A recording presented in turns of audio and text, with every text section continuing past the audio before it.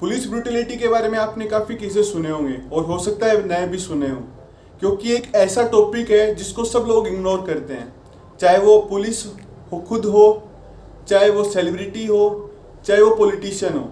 और मज़े की बात तो ये है कि ये जो इंडियन के नॉर्मल सिटीजन्स होते हैं वो भी इस बात को इग्नोर करते हैं। जो इंडिया के अंदर रहते हैं, जिनके सामने ये इंसिडेंट हुआ है, वो लोग खुद इस चीज़ को इग्नोर करते हैं। नमस्कार दोस्तों, मेरा नाम है अनुज। आप सभी का स्वागत है मेरे YouTube चैनल पे। चलिए वीडियो शुरू करते हैं। नमस्कार दोस्तों, कैसे हो आप लोग? चलिए वीडियो शुरू करते हैं।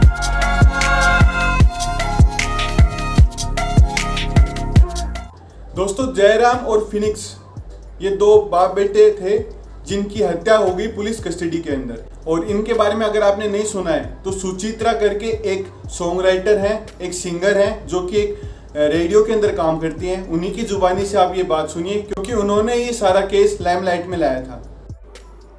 Hi, I'm Suchitra. I'm South Indian and I hate how every South Indian issue becomes just a South Indian issue because we don't talk about it in English. So this video is in English and it is to explain in graphic detail what happened to Jayaraj and his son Phoenix during this past 1 week in a town in my state called Thoothukudi or Tuticorin.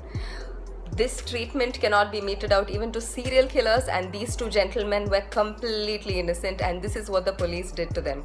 This happened in Tuticorin. First, their knees were smashed with sticks or lathis. Their knees were completely crushed and smashed. Next, their faces were pushed against a wall and blows were rained on their backs and bottom till it ripped and bled. They were stripped completely and not even their underwear was spared. They were completely stripped naked and thrown into jail.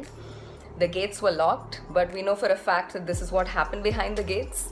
They were taken to a spot where there were no CCTV cameras, and steel-tipped wooden lathis or batons or batons or sticks were shoved up their buttholes several times. And there was also a great deal of torture and damage inflicted on their genitalia, because eyewitnesses of the body have stated, they've said that both the genital region and the backside were completely ripped and mangled.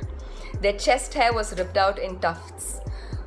And 3 times during the course of this entire torture, their clothes, their blood-soaked clothes were sent back to their house and fresh clothes were demanded, and those would go back blood-soaked, and this happened 3 times.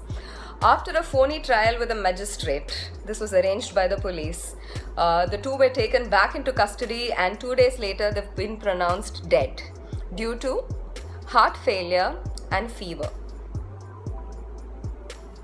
These were hardworking, lower middle class, Tamil speaking people. You're not. Please tell their story or share this one. Right now, 2 cops have been suspended and a few have been transferred. That's not the solution, and that's not the answer, and that is not justice. This case cannot close like this. Please do not let it close unless and until we get the same justice George Floyd's murderers did. इस video के बाद आप सब लोग ये जान गए होंगे कि पुलिस ब्रूटलिटी किस हद तक पहुंच चुकी है। हमारे देश के अंदर रोज़ाना कोई ना कोई पुलिस ब्रूटलिटी का केस आता है। एक सर्वे के अकॉर्डिंग इंडिया के अंदर हर दिन 5 कस्टडी डेथ होती हैं। एक गवर्नमेंट के सर्वे के अकॉर्डिंग 2000 से लेकर 2018 तक 1757 कस्टडियल डेथ हुई है इंडिया के अंदर, और जिसमें से सिर्फ 26 पुलिस ऑफिसर्स आर कन्विक्टेड। सिर्फ 26 पुलिस ऑफिसर्स को ही कन्विक्ट किया गया है। तो आप समझ सकते हैं कि जस्टिस का स्कोप कहां तक है। तो एक और डाटा ले लेते हैं हम। NHRC, national human right commission के अकॉर्डिंग अप्रैल 2017 से लेकर फरवरी 2018 तक 3500 कस्टडियल डेथ के केस रजिस्टर्ड हुए हैं, और उसमें से कितनों को जस्टिस मिला है इसका अभी तक कोई भी रिपोर्ट नहीं आई। तो आप ये तो भाग गए होंगे कि इंडिया के अंदर कस्टडियल डेथ कोई आम बात नहीं है। एक सिंगर इस केस को लाइमलाइट में लाया है, जिसकी वजह से आज पूरा देश इसके बारे में चर्चा कर रहा है। लेकिन ऐसे केस रोज पुलिस स्टेशन के अंदर होते आ रहे हैं। तो जयराज और फेनिक्स के केस के अंदर लॉ क्या कहती है, लॉफुल प्रोसीडिंग्स कैसे होती हैं, क्या होता अगर लॉफुल प्रोसीडिंग का पालन पूरी तरह होता। तो चलिए हम उसी के बारे में बात करते हैं।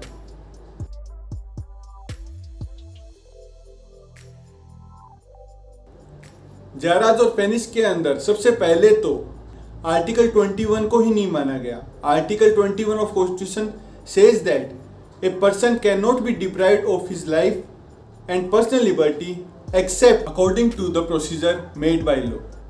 तो पहले ही उन्होंने आर्टिकल 21 को नहीं माना। उसके बाद में section 50 of CRPC says that अगर कोई इंसान को आप कन्विक्ट करते हो, किसी को आप पकड़ते हो विदाउट एनी वारंट, देन आपको उसको बताना होगा कि आपने उसको किस जुर्म में गिरफ्तार किया है और उसे लॉयर प्रोवाइड किया जाएगा और उसे ट्रायल भी दी जाएगी। तो वो भी इन लोगों ने नहीं माना। तो लॉ तो बिल्कुल ये इलीगल काम हुआ है, बिल्कुल भी ये सारा जो काम किया है उन्होंने इलीगल तरीके से किया है। अब बात करते हैं कि जयराज और फेनिक्स के केस में अब तक क्या अपडेट्स हैं।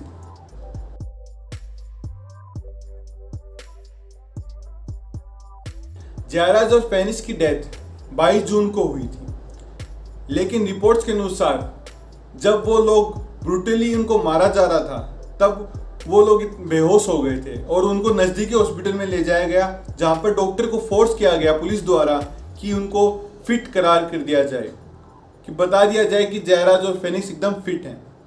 और ये एक्चुअली हर केस के अंदर ऐसा ही होता है। पहले पुलिस उनको मारती है और फिर डॉक्टर को रिपोर्ट में ये लिखने को मजबूर करती है कि वो लोग फिट हैं। लेकिन ये ब्रूटली इतना तेज मारा, इतना गंदे तरीके से मारा उन लोगों को कि वो लोग ज़्यादा देर सह नहीं पाए और दोनों खत्म हो गए। जयराज और फेनिक्स के नज़दीकी लोगों का कहना है कि पुलिस ने उनके घर से 3 बार कपड़े मंगवाए, हर कपड़ा खून में लथपथ हो गया, उनको इतनी बुरी तरीके से मारा। एक पुलिस वुमेन के विटनेस के अनुसार उनका कहना है, उन्होंने विटनेस बनने की सोची और उनका कहना है कि उनको नंगा करके मारा जा रहा था वहां पर। जब 22 जून को जयराज और फेनिक्स की डेथ हुई उसके बाद 2 पुलिस वालों को सस्पेंड कर दिया गया और बाकियों का ट्रांसफर कर दिया गया। ये कोई जस्टिस का तरीका नहीं है। लेकिन जब इस केस ने लाइमलाइट पकड़ी, ट्विटर पे, सोशल मीडिया प्लेटफॉर्म से जब इस चीज़ ने खबर पकड़ी, जब ये ट्रेंडिंग बन गया, जब पूरे देश को उसके बारे में पता चला, उसके बाद में वहाँ की सरकार ने 5 लोगों को अरेस्ट करने का ऑर्डर दिया है और उन सब की FIR के अंदर मर्डर लिखा गया है। अब बात करते हैं आखिर पुलिस इतनी ब्रूटल होती क्यों है, उसने ऐसे काम क्यों किए, उन्होंने इनको मारने की क्यों सोची।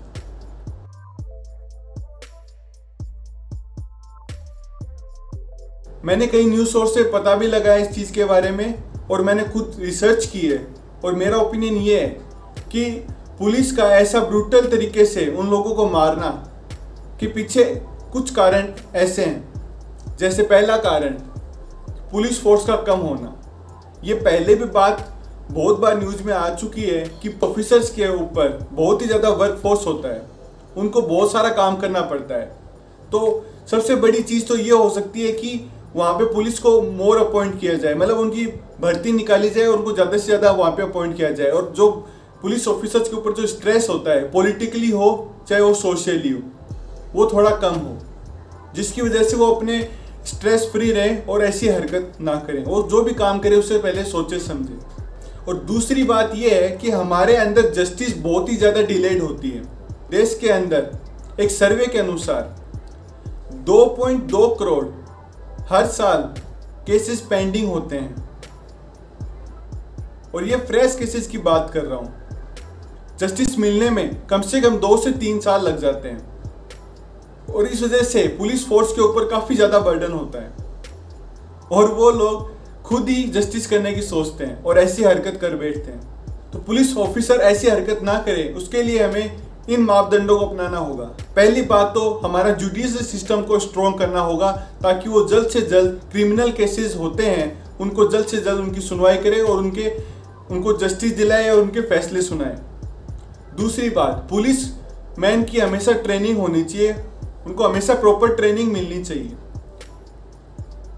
तीसरी बात, पुलिस फोर्स के अंदर ज़्यादा से ज़्यादा लोग लगाए जाए ताकि उनके ऊपर स्ट्रेस बिल्कुल भी ना हो।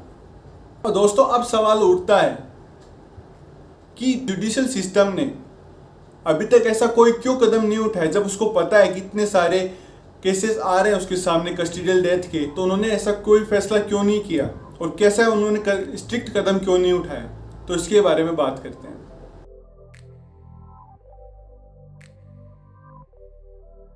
तो दोस्तों ऐसा कुछ भी नहीं है कि सुप्रीम कोर्ट ने इस चीज पे कभी ध्यान नहीं दिया, बिल्कुल ध्यान दिया था।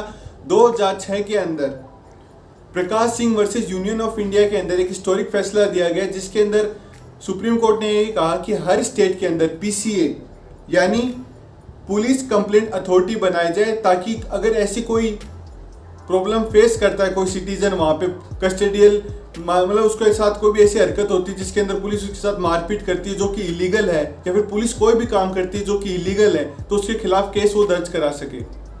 आपको जानकर आश्चर्य होगा कि Commonwealth human right initiative CHRI ने बताया कि अभी तक किसी भी स्टेट ने इसको एम्प्लाई नहीं किया है। मतलब 2006 के अंदर उन्होंने डायरेक्ट किया था सभी स्टेट्स को, लेकिन आज 2020 के अंदर हम पहुंच गए और अभी तक एक भी स्टेट ने उस चीज पे फोकस नहीं किया। एक भी स्टेट के अंदर PCA नहीं है। तो आप यहीं से समझ सकते हैं कि पुलिस कितना लॉ को मानती है, उनको कितना फॉलो करती है।